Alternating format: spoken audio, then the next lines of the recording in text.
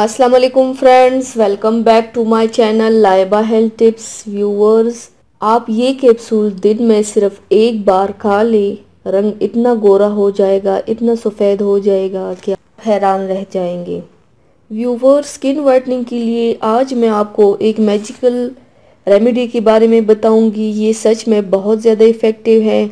आप मेरे बताए गए इस मैजिकल रेमेडी को सिर्फ 7 दिन तक इस्तेमाल करने से ही आप देख पाएंगे कि ये कितना काम करता है।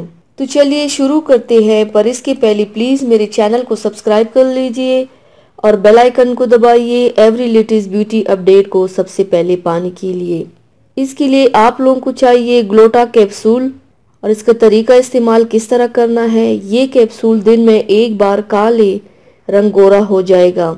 कम से कम 7 दिन तक, 30 दिन तक ये अमल जारी रखें। कम से कम 7 दिन तक तो ज़रूर जारी रखें, रंगत गोरी करने, और वो भी किसी साइड इफ़ेक्ट के बिना।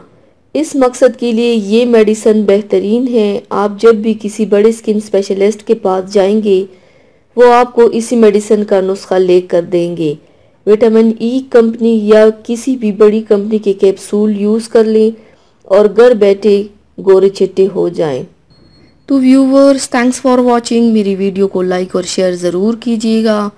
मिलते हैं एक और नई वीडियो में, तब तक के लिए अल्लाह हाफिज़।